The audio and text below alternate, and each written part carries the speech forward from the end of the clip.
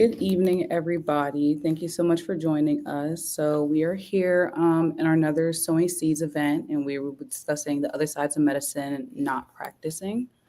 And so I will just introduce our panelists for today. So first we have Dr. Debasai. She was born and raised in Michigan and received her undergraduate degree in biopsychology at the University of Michigan and spent a gap year in the city of Chicago, volunteering with AmeriCorps before attending Michigan State University for medical school. She moved to Atlanta in 2019 for her for her residency in obstetrics and gynecology at Emory, which was completed in 2023. She's currently pursuing the Gilstrap Fellow at the CDC Foundation and additionally serves as an Emory adjunct instructor at Grady Health System. Her passions are in community involvement, activism, academic mentorship in medicine, healthcare in underserved populations, as well as women's health policy work. She enjoys spending time with her family here in the city, reading novels, and exploring lush green outdoors in the surrounding Georgia area on her days off. And then we have Dr. Matthews. Dr. Matthews is the Chief Health Officer of the City Block Health, a transformative value-based healthcare provider integrating medical, behavioral, and social services for Medicaid and dually eligible low-income Medicare beneficiaries. She previously led the transformational efforts at the Veterans Health Administration, focused on integrating veteran-centered models of care, including the implementation of the Mission Act of 2018 and the EHR modernization effort. She is senior faculty with the Woodsman Institute and associate clinical professor, volunteer with the Department of Family and Community Medicine at the University of California at San Francisco. She's an elected member of the National Academy of Medicine, where she chairs the Health Policy Fellowships and Leadership Programs Advisory Committee and is a member of the Standing Committee on Primary Care. She's a member of the sixth class of the Aspen Institute's Health Innovators Fellowship.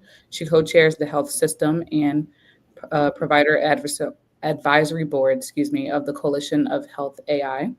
As a passion outside of work, she co-founded and directs the Tour for Diversity in Medicine, an initiative seeking to bring pre-medical enrichment activities to underrepresented minority high school and undergraduate students across the country. She completed her bachelor's degree at Duke University and her medical degree at Johns Hopkins University and a law degree at the University of Chicago. She's currently located in DC, where she lives with her husband, Masi. So thank you both for joining us. And we'll just start out with a simple question. What do you guys do outside of medicine?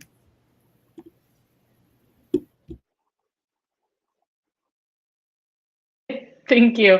Hi, everyone. It's really great to be here. So as Rachel just wonderfully introduced me, I am an OBGYN. I currently only work clinically about like 20 to 25% of the time. And the remainder of that time I do mainly public health research. I will say in my free time or things that I like to do and kind of pursue outside of medicine, but I would say it's still related to healthcare and community health, is volunteering with one of our free health clinics here in kind of the greater Atlanta area. It's in Clarkston County, which if anyone knows about Clarkston, it has a pretty high immigrant and refugee population. And so we see quite a few folks there, especially folks that don't speak English. And so we get a lot of training and kind of practice utilizing interpretive services, which I think is really great for our medical students and our trainees. And then I would say, in addition to that, it was mentioned a little bit in my bio, but I am really interested in advocacy and policy work. So again, separate from kind of my day-to-day job, Atlanta is the capital of Georgia, and so we are very close to the Capitol building. So I do try, especially during health legislative periods, I try to make sure that I'm up to date on health policy and staying coordinated and in touch with the Georgia OBGYN Society.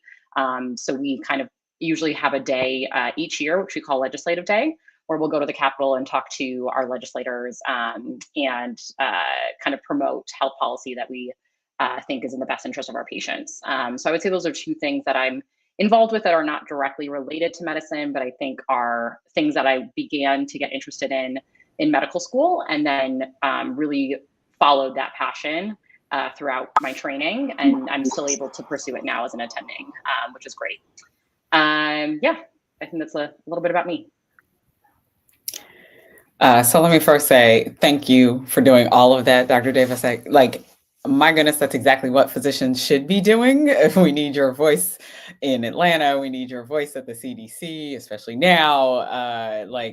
I actually think that we have a very, very narrow definition of what practicing medicine is. I actually think, other than the fact that you're not seeing patients during those times, you're doing exactly what medicine should also include. So thank you for all of that.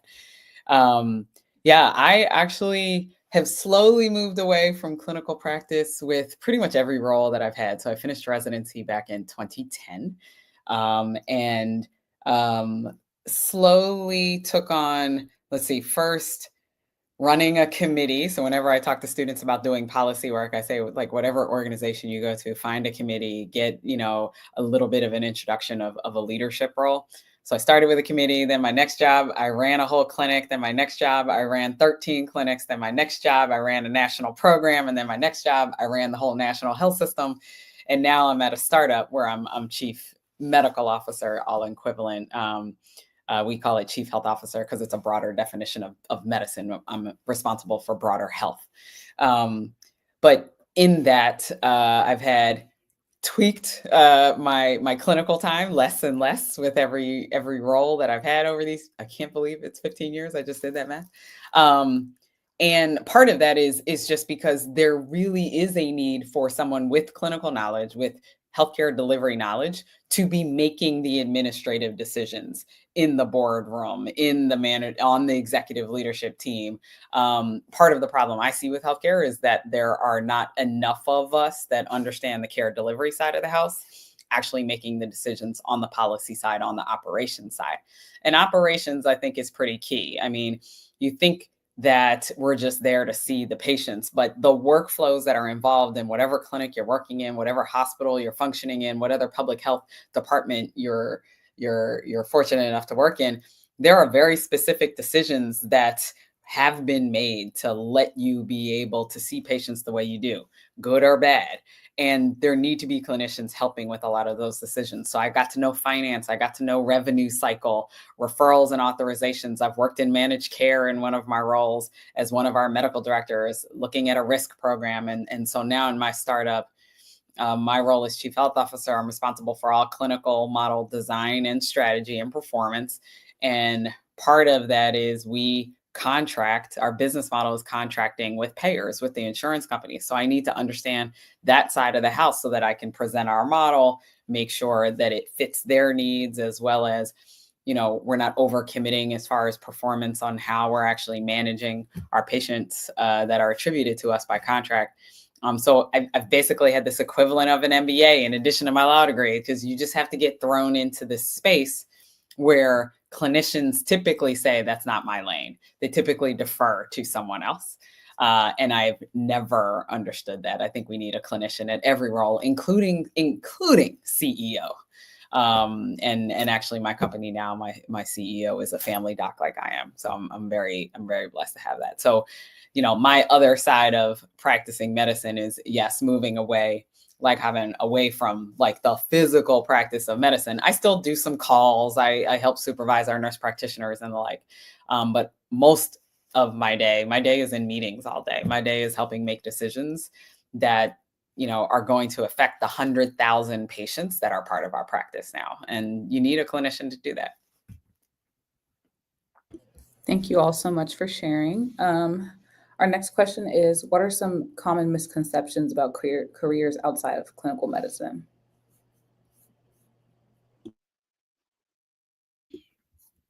Dr. Matthews, thank you so much for the work that you're doing. But I think some misconceptions, at least, and I can speak from being in a space that is heavy in surgical procedural training. I think that it's maybe not even a misconception. I think it's almost kind of like I went through all this training and now I have to use it and I have to do all of the things, and I have to be specialized in every technology and every kind of new new procedural skill. And I don't think that that is necessarily true. I'm still obviously very early in my career, but I've had some really great mentors, both in like public health research and kind of folks that have already trailblazed in other ways that are a little bit outside of the kind of beaten clinical track, um, that have really showed me that you aren't going to be an expert in every single thing. Residency is really, and medical education is also, a medical school are all avenues for you to figure out what you like, what you're interested in, what you're passionate about, and then be able to explore kind of doing all of those different things, especially once you get to the level of a resident trainee. But I think after that, it's really up to you to decide what you want to really make your niche and make your focus. So for me, like I tend to have a lot of interests, and so I've really had to do the work of kind of pruning those down and figuring out what I actually have the time to pursue, and what actually gives me joy, right? And I think um, it's not something that we're encouraged, I think, typically in the culture of medicine to think about what actually fills your cup. But I really learned that not doing something that I actually want to do wholeheartedly doesn't serve me, and it also doesn't serve my patients, right? So I learned that like I love being patient facing still. Like I relish my clinic days and my labor and delivery days, but I also know that if that's all I did, I don't think I would feel as fulfilled. I remember getting frustrated when I would see systems issues, or when I would be like, why don't we have this resource in the community, right? Like, why aren't these structures in place? And so then I think now, kind of having a flip almost in terms of the way that I split my time, it really allows me to kind of, you know, basically be in that space and feel like I'm making a difference when I go back to that one-on-one encounter. So I think there is this misconception, especially in my fields and maybe like surgical fields, that and also greater medicine, but that you must stay in that space fully, and that you're not doing it justice, or you're losing your expertise or your training if you don't do that.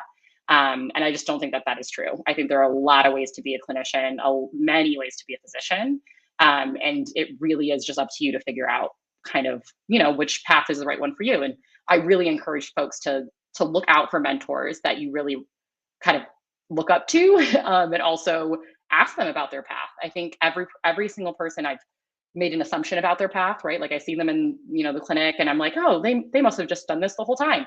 And you find out they did like a 3-year global health track and all this stuff. Like people have found multiple different ways to become a physician, and it's also not stagnant. Your career can really, really change. So I'm at the early end of that, but it's nice to see that. Couldn't agree more. Let me expand on that last point, that your career will change. I think making a decision about what specialty you're going to enter is, of course, an important one, but that in no way is determinative of where you're going to go with your career. I've purposefully sought out different roles with different responsibility, different scopes, whether it's operations now all the way through digital health and managed care, moving from when I was at the VA versus now in the Medicaid space. A lot of what you need to learn to be successful in these more administrative roles that I've taken, you can learn on the job. And so part of what I've enjoyed is taking new roles and taking new responsibility and learning and kind of expanding my scope of familiarity and responsibility. So I think it's a big fallacy for us to think that it's the same way as even, in undergrad, kind of choosing your major and thinking that's gonna like line up your career for the rest of your life. I think in choosing your specialty, there's a lot of different options. There's some specialties that may have more optionality than others.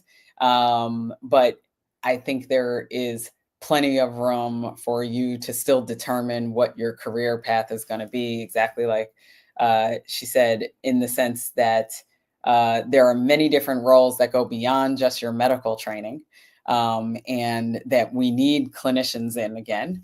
And so I don't think you have to make that decision early on at all. I think you feel pressured to, because all of us type A's getting into med school and everything, you've planned honestly these few years of your career. Like when you really look back at it, medical school and residency are such a small proportion of your actual career, but it's been this track that you've been on, regardless of whether you went straight from undergrad or not, and you just expect things to kind of fall in place. versus there may be some roles that you take because you want this experience and you know you don't want to stay there for long, so you transition to the next. It can be a very organic sort of set of opportunities that great mentors will help you find.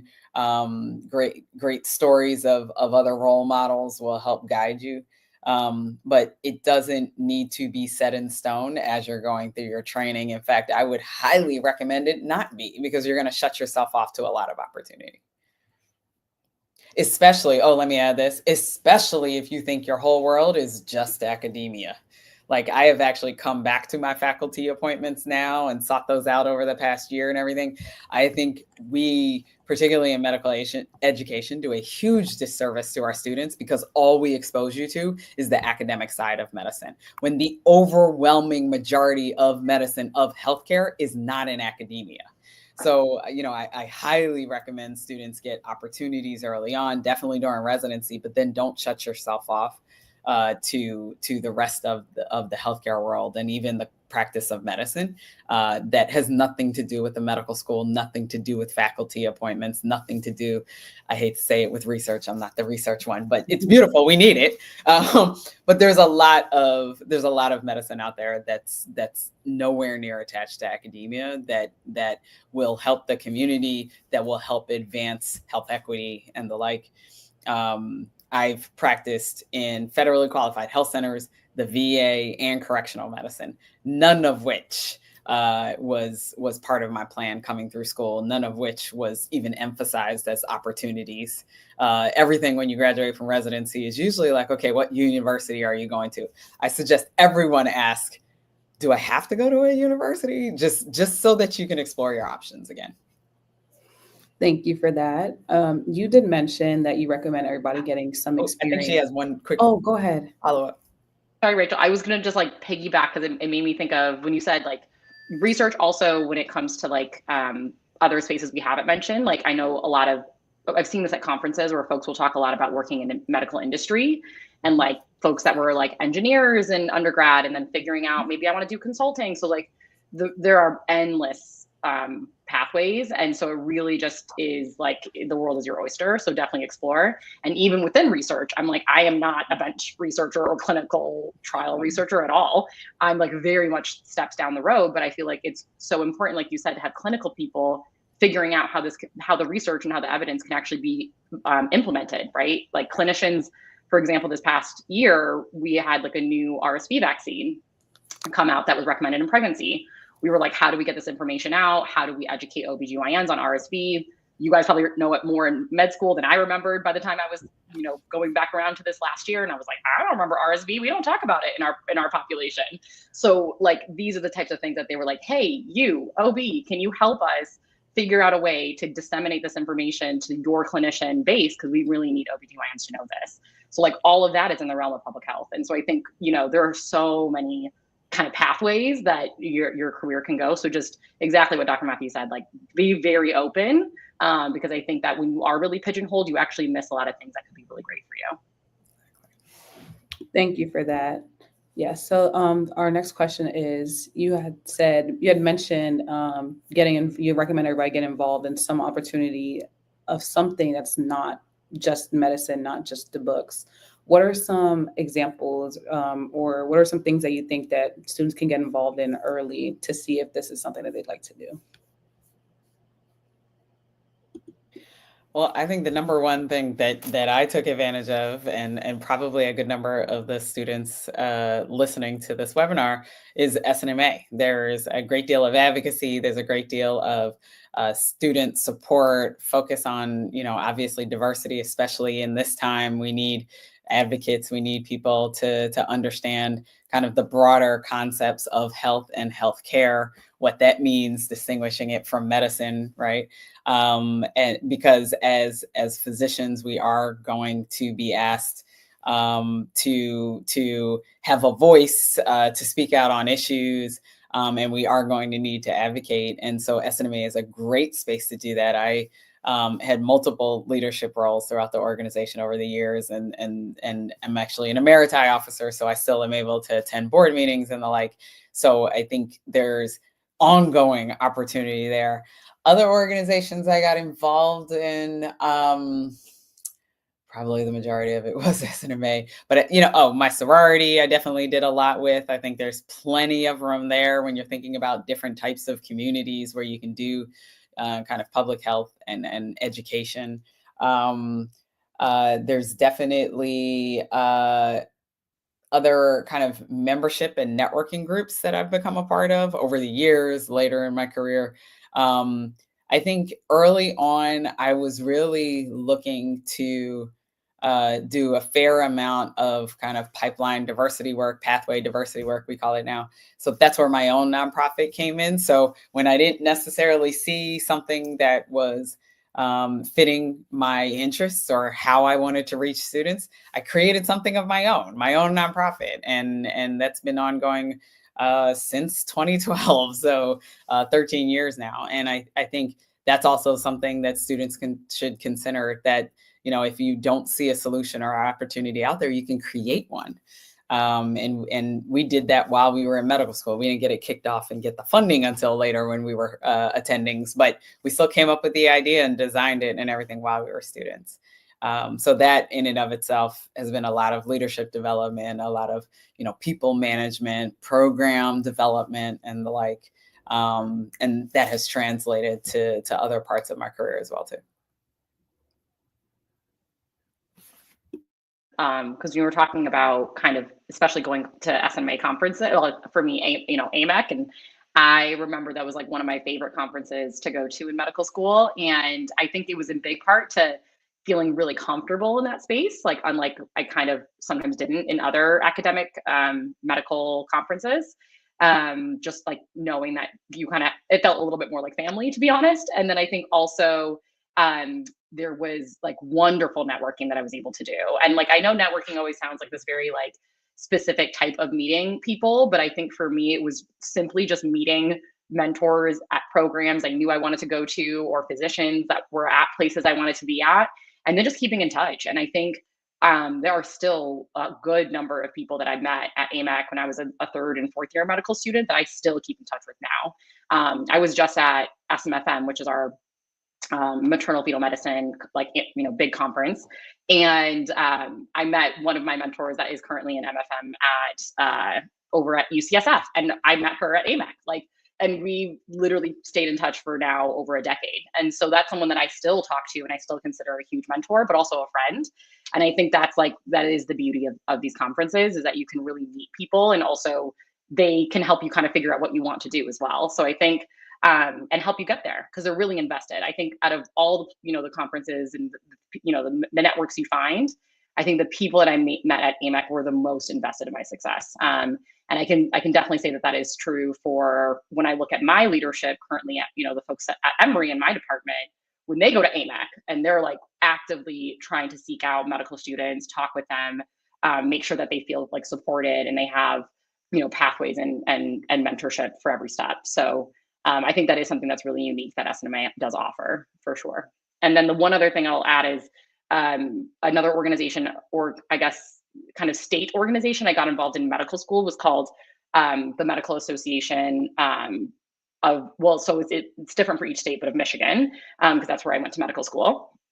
And it's actually really a great way to get involved in like health policy work. So that's where you are able, usually every state has its own medical student chapter. And so you can write resolutions and get practice kind of with reading and getting familiar with health policy and legislation.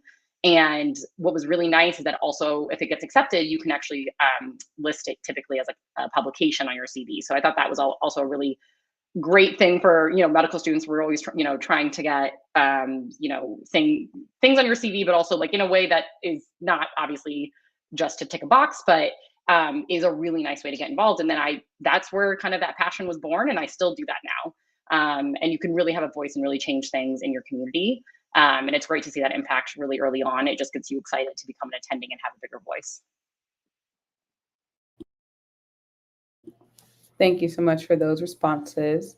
Our next question is, what industries outside of traditional healthcare settings have you seen physicians transition into successfully? So I know you mentioned advocacy, but what other industries do you think physicians can be successful in?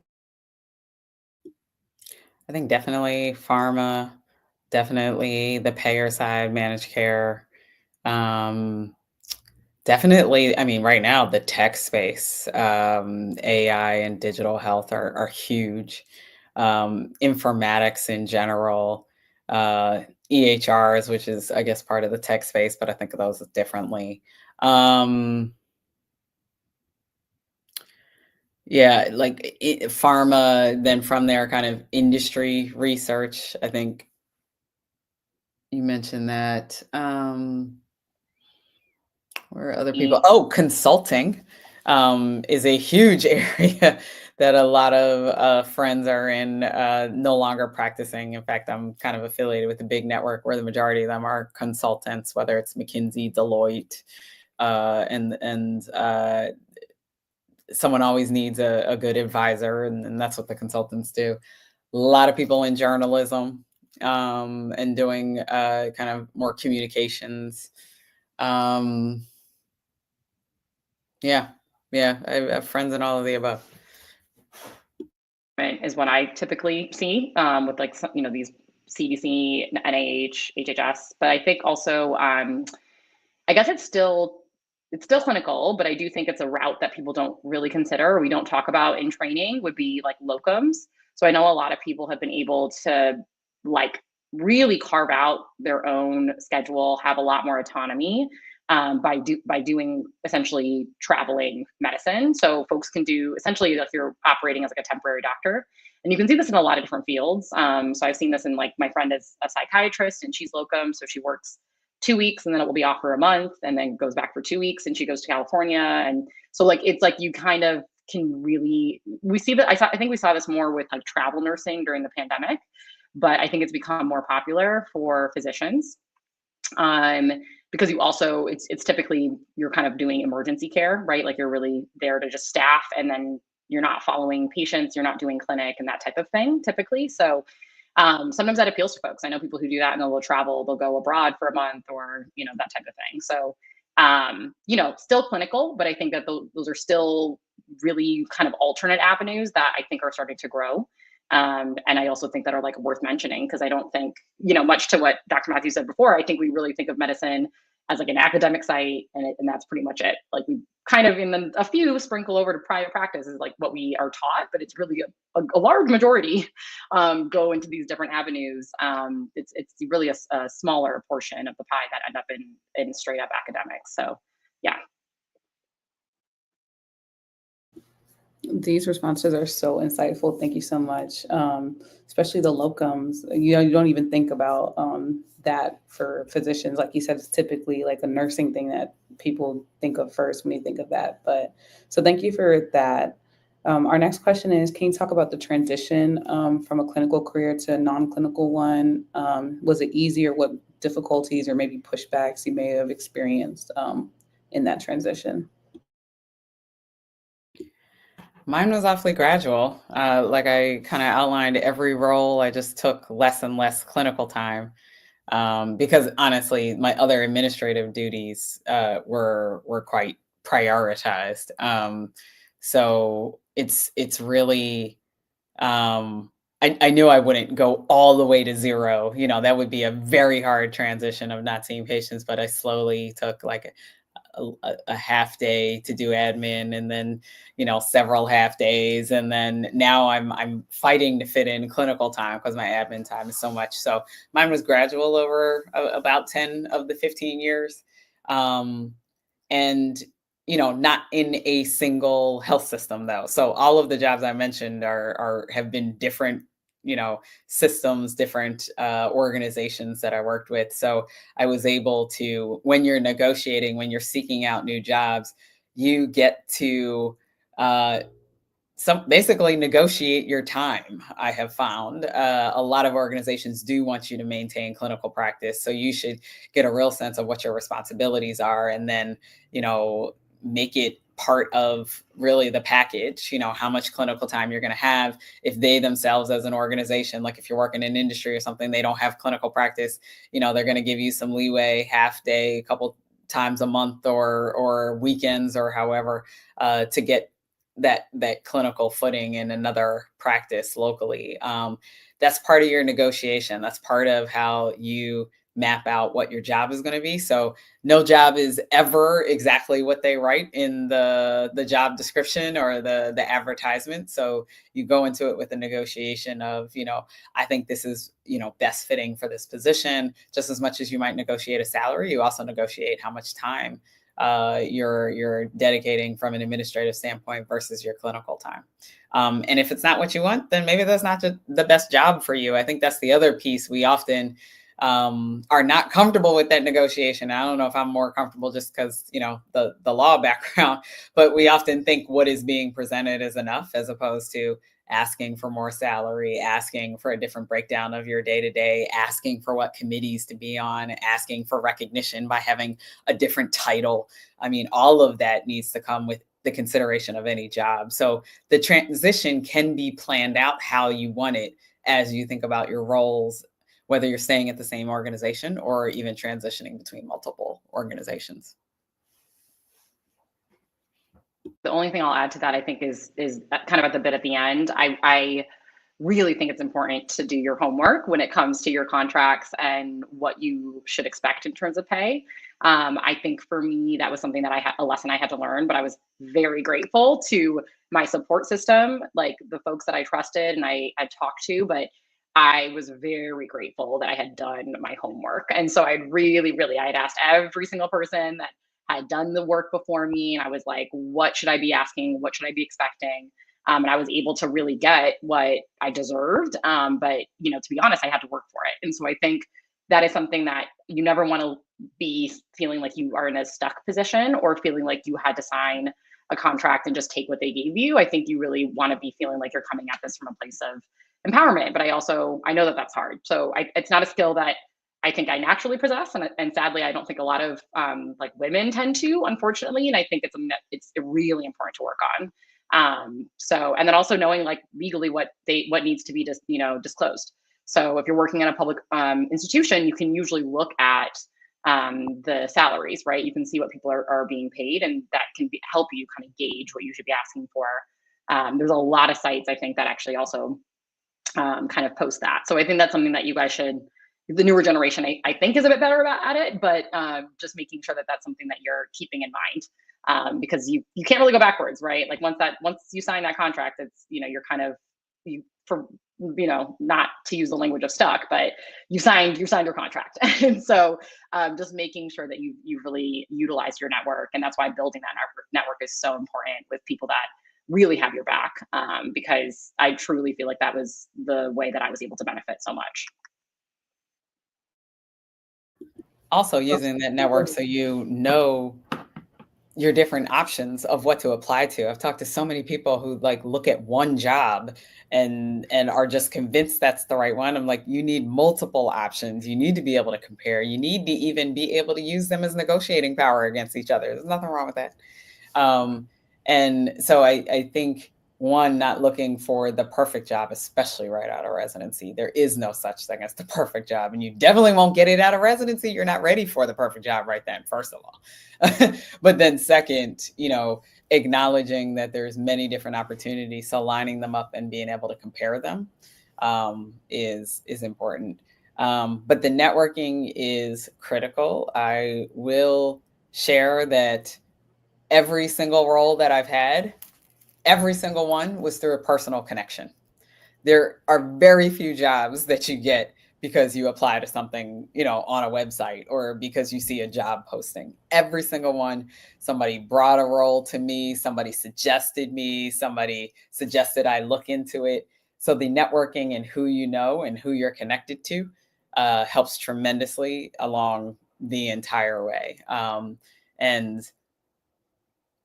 honestly, yeah, the advocacy that people have had to do for me to get roles, which is great. Especially when I was younger, people are like, we don't know her and everything, but she'll be great. Especially my first chief medical officer role, huge advocacy on my behalf to get that role. And I believe I was successful in it. I don't think I was offered that job way too early in my career at all. But that was because somebody called me and was like, hey, this job is open, you should go for it.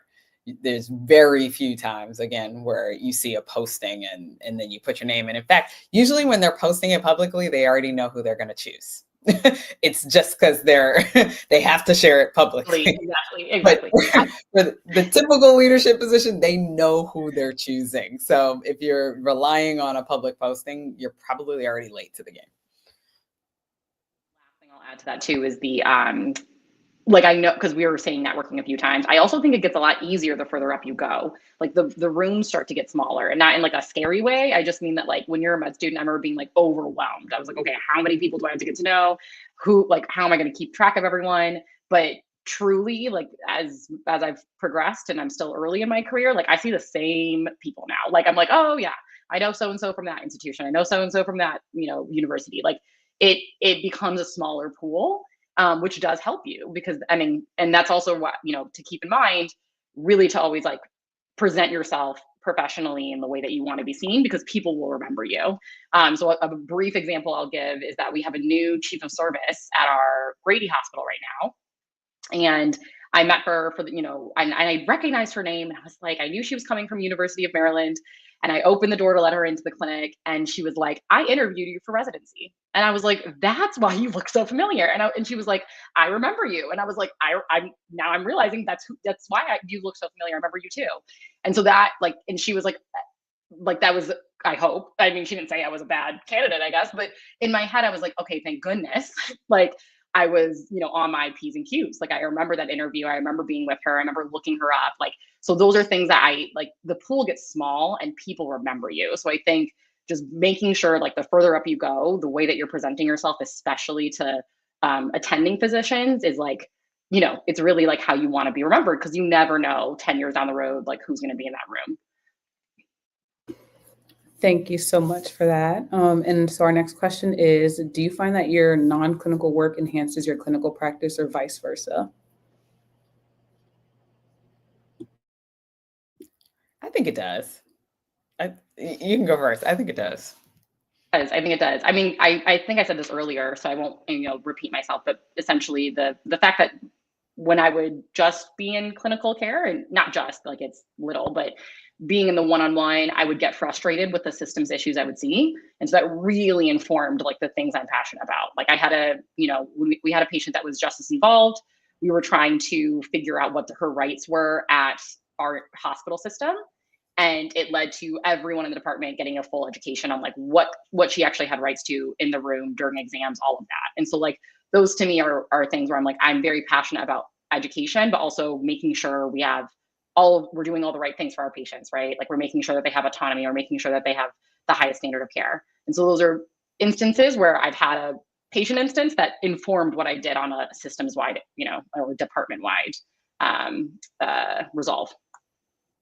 I completely agree. I think the frustrations you feel when you only have the view of being that physician, as opposed to being a physician leader who's helping make decisions or is part of the discussion and the like, it's a very different perspective. I mean, I personally think my law degree makes me a better physician. I think any additional education or exposure or opportunity will make you a better physician, because you're connecting with your patients in a different way, sometimes in a more helpful way. Even my EHR work. So at the VA, I was responsible for part of this new EHR rollout. Any of you working in the VA, you've learned they're moving to Cerner. And so I was the national clinical lead over that for a year. That was an unbearable role, because it's a huge launch across the entirety of the VA health system. But in that, because I was so focused, I mean, this was had absolutely nothing to do with direct patient care. It was making sure that this new EHR that we were going to roll out across all medical centers was going to work for us. And so I got heads down into, like, the training and change management behind how we were going to get everyone using this system, right? Like, I love what you said around education and everything. I was like, this is so critical. We will have errors. We will have inefficiencies if we don't use this system the right way. And I'm sorry, just putting people through a single module to learn how to use an EHR is nowhere near enough, right? So we build this whole change management structure, and we really dig into adult learning concepts, all this stuff that has absolutely nothing to do with any of our formal training, right? But I had to go in deep because I, as the clinician, needed to sign off on all of it.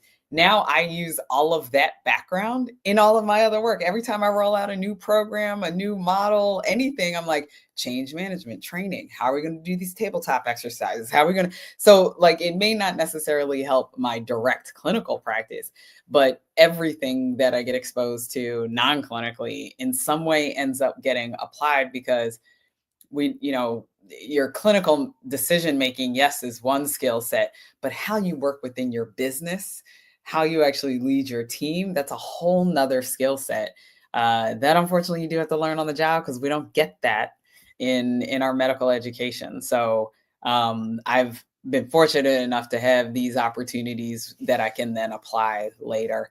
But my goodness, I have never gone so deep. And even now, all I do is emphasize change management. Nothing can go forward in our clinics without having real champions, having real, more than just training, but how adults learn, repetitive, getting input, getting buy-in, having everything on the ground, simplified, human-centered design. I mean, like, you can wrap this up into like so many different directions, but all of that impacts how our patients are ultimately taken care of by the people who are receiving all of that education. So I love that stuff now. Thank you.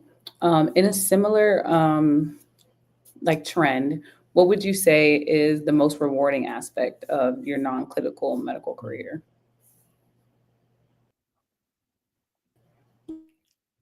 Oh, there she is.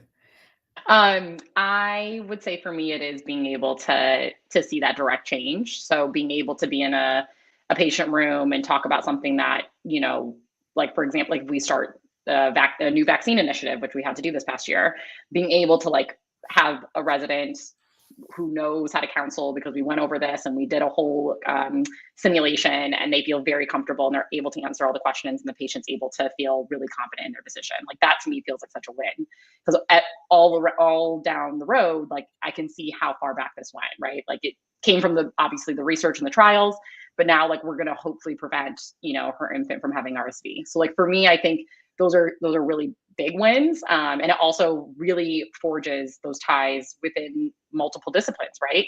So our pediatric colleagues really love us, and we are like, really tight with them, because we also have to coordinate and figure out how we're going to make sure that we're doing what we need to do to prevent infection. So I think those are like the times that I feel really fulfilled in this work.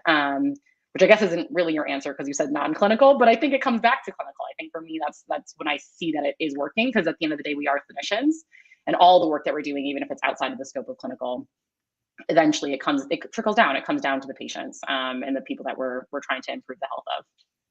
Yeah, I love that. I'll say I'm a bit the opposite. I love seeing at a population level the change in the data, the change in the performance. I think the one thing we tend not to get trained on in our medical education as well is how to make changes at a population level. We're trained to take care of one patient at a time. And I absolutely love thinking about the bigger scale. How do my policies, my programmatic decisions, my operational changes actually impact larger and larger populations? So I don't want to just take care of that one mom and child. I want to take care of a community of mom and children, right? And the benefit there will be seen in the data. So I love a good dashboard. I love, some good analytics. I love some good graphs and everything. And, give me 30 days after a program and just show me what's happening. And, I love seeing the success at scale, because I think a number of us tend to, have really scrappy skills to like get things going. But when you see it at a population level, at a scale that, you had to deploy a whole new model, a whole new technology platform, a whole new guideline, even, that's where the difference, I think, then obviously can apply it elsewhere. So I love seeing improvement at a population level. Those are both. Go ahead. But you need both. I I'm mean, so you can't sorry. have population level change without the individual patient. So like Yeah. it's not opposite at all. To add to this too, I think like just on a very personal level, I also love that I feel like I have more autonomy right now in my life. And I also have far better sleeping habits, like all of Oh, that than I ever oh, did in training or, I think to be very honest, like being full-time clinical, like it really does, it's exhausting. And I think it's so fulfilling and very rewarding, but I think you have to have a balance. You've got to find your balance. And I think for me, being able to like have a job now where I can work remotely and I can, my day to day isn't constantly being on my feet and running around. I'm like, this is actually kind of nice. Like when I go back to that space, I do actually really enjoy it, but it is really nice to have the flexibility and to feel like I'm not, my time isn't fully accounted for like it used to be. Like I have more flexibility in my schedule. So yeah, just on a very personal level, I think that is something I also really enjoy. completely agree. Thank you. And actually, speaking of flexibility and balancing, our next question is pretty similar. So, how do you combat like burnout and getting overwhelmed with like switching between like a clinical, non-clinical? How do you balance that?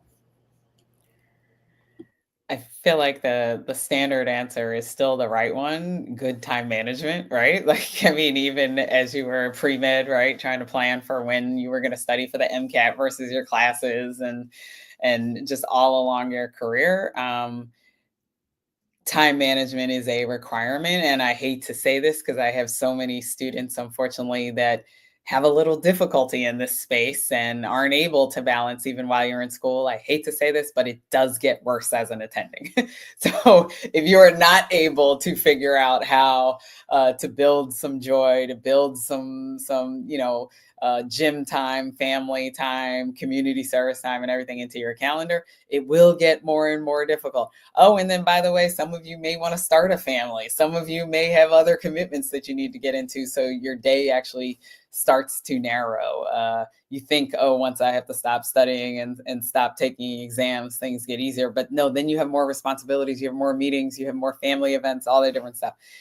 So your time will not get more simple. School is all encompassing, and you think after school it gets easy, but it actually does not. Not to scare everyone, but what I would suggest in that vein is really thinking about your time management now while you're in school and thinking about what each day looks like. Think about what each week looks like. Use a lot of color coding. I mean, we all are using Google Calendar, Outlook Calendar, whatever now. Build in gym time, build in downtime, TV time, whenever your favorite show comes on, or when you want to binge on the weekends, or when you need to study for an exam. Build all of that into a calendar. That in and of itself was the source of my success at some very difficult busy times, because I was able to build in everything that I needed, and planning ahead was a necessity. I hate to say this, but a lot of students now do this like hardcore 100% binge studying, and life will never afford you that opportunity ever. They shut off the email, they don't reply to things. They're like, oh, I'm detaching from life because I have to study 24/7. You will never have that opportunity in your career. So you need to be able to manage your life while you're studying, while you have a big exam in front of you, and make your other commitments, keep your friends, keep your job, keep whatever. So figure that out now while you're in school, and use a good calendar in order to do so. To that, I would say two things. So one, I think one thing to really, I mean, avoiding burnout is like a whole lecture in itself. But I will say, like, when you are in residency, that is something that like it's going to be a moving target. And I do think that it's going to be really, really, really vital when you are looking at residency programs and you are talking to those residents, like finding out how the residents are doing in terms of wellness. I will say, like, it varies depending on what field you go into and all of that and what program, but I do think across the board, like it is a time of like intense training. That is literally what it is. And I think that knowing that, having that expectation going into it is really, really valuable. Because I think it sets a different tone, right? And it kind of prepares you. But it is truly a marathon and there is nothing like it. And I've never been through something like that before, right? Mhm. So I think getting as much as you can in terms of feeling that out beforehand, I think will help. And then obviously making sure, like, Dr. Matthews mentioned, practicing those things now in medical school, trying your best to follow those things in residency, but also giving yourself grace when you can't.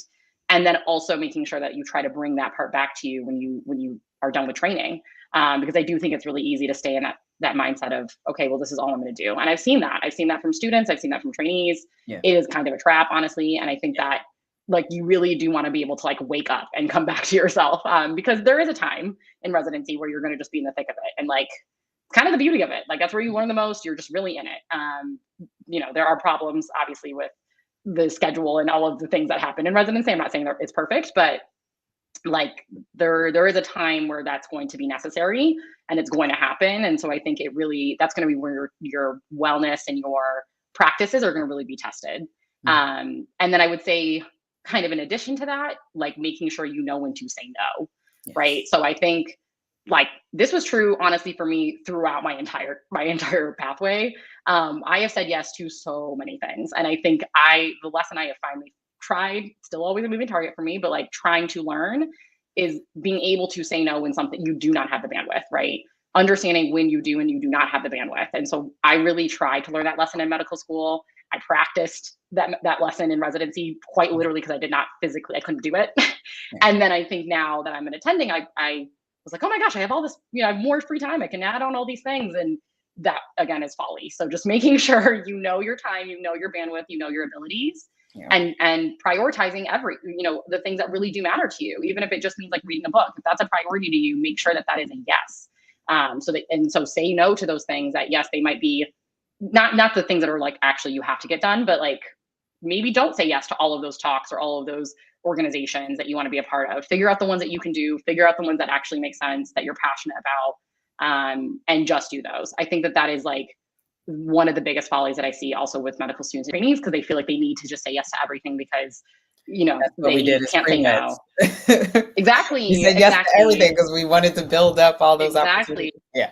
It's really important to just be able to say no and stand on that. And then utilizing, I mean, specifically when I think about medical school, I would say third year for me, which was, like, our clinical year, was a time where you really practice balancing both, right? Like, you're on clerkships, you're on the wards, you're kind of, functioning like a resident, but not really yet, but you know what I mean? Like, you're working their kind of hours. And then you have to come home and you have to study for your shelf exams or whatever they call them now. But, like, like, you have to come back and, also kind of live a dual life. And so I think that's the time where you're actually practicing that time management. And so I think, like Dr. Matthews mentioned, you don't have to, there's not going to be a break where all of a sudden they give you 3 weeks to study for a shelf exam and you can disappear from the world. Like, that is not happening. So you have to figure out how to balance your time, because that time is no longer your own. Like, they own your time. Like, you need to be in clinic. They're expecting you there. So you have to figure out how to manage that. And I think that is really good practice for not only, like, your future career, but also for when you're a resident. And they need you there. So I think those are things to just keep in mind. But we don't say this stuff to scare you. I hope it doesn't scare you. But I hope it motivates you to set those things. Because I still did a lot of fun stuff in med school and residency. Like, I traveled, I spent time with family. Like, I made those things priorities. But you can't do it all. So you have to figure out what are the things that are important to you, and then make sure that those stay the priority. Exactly. Thank you so much. I really appreciate both of your responses. They've been so enlightening so far, and we're almost reaching the end of our time. So our last question would be, what is one piece of advice that you want to leave with us for tonight?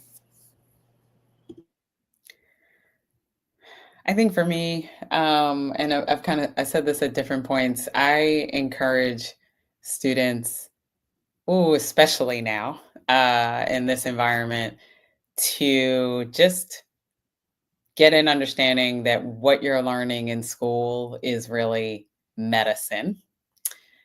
Try to get an understanding of what healthcare is. So, understanding, who all of your colleagues are around you that aren't physicians, understand what nurses are doing, what pharmacists are doing, and then recognize that healthcare is just one segment of health. And so getting an understanding of, like, who you are in this larger industry that we work in, which is healthcare, and how we're trying to help our patients achieve their utmost health. I think gives us a little bit of perspective of like what our role is and how we need partners in order to be successful, partners in the political realm, in the insurance realm, in the research realm, and the like. We tend to have a very unilateral focus in medical school because it's like, this is who I am and this is what I see and this is all I see. But getting yourself the broader perspective and just understanding, you know, who that nurse is that's taking care of your patient and how they got to where they are, and definitely recognizing that from that maybe there is some broader opportunities that you may learn about. There's mentors like the two of us actually that, you know, are outside of the more traditional medical education realm. Don't just narrow yourself to those opportunities as well, but attend events like this, go to different networking events and everything so that you can just learn about the broader concept beyond just medicine. Because that's where our strength lies, physicians that actually step outside of just medicine. I can just maybe like add on to that I really hope that you guys don't stop learning. And I mean that obviously in like the real sense of medicine is truly like a lifelong journey of learning from your patients, learning from like the other staff that are going to be on the floors with you, right? And really coming at it from a place of humility. I think that takes you so far. If you're coming from a place of seeking to understand, I know that has helped me like not only personally but professionally. Like, you know, it ends up getting you so much farther than, like you said, kind of sticking in your one frame and your one way of looking at something, and kind of refusing to see outside of it. Really trying to understand patients that, you know, might be like quote unquote non-compliant or non-adherent. Really try to understand your patients. It's going to be hard, you're going to be tested, but really figuring out how you can find that patience within yourself to really try to see where they're coming from and address the larger issues that are in the room with you. I think that will serve you in the clinical space, but I also think that really serves you outside of it too. Because if you start looking around, you're able to look up a little bit more, then you're going to be seeing other things that you want to address and other things that you might want to pursue. But yeah, and then I would say just advice for residency and training, since I am recently out of it. Just know that they never stop the clock. That was the advice that I got from one of my attendings, like my last day of fourth year. And she would always tell, you know, all the folks that were, you know, on their way, that when you're in that time, and it does seem, you know, tough, you're on hour whatever and you're exhausted, just know that clock never stops running. Like your time is ticking down for residency, and it will be done, and you'll have the rest of your career to figure out kind of how you're going to use the training that you got. So I think that that's really important to also even thinking about that in terms of if you're at a place that you don't want to be at, or it wasn't on, you know, your number one for your rank list, all of that. I think it really is about making the best of your situation, and it will serve you so much in your career, because you can really go anywhere, to be honest. So yeah. Awesome. Well said. Once again, thank you so much for your time and your insights. We really do appreciate it. I know I've learned a lot, and I hope that our audience has too. And thank you for the audience for listening. And we're looking forward to seeing you at our next panel. So have a good night, everybody. Thank you so much. Thanks Bye-bye. again.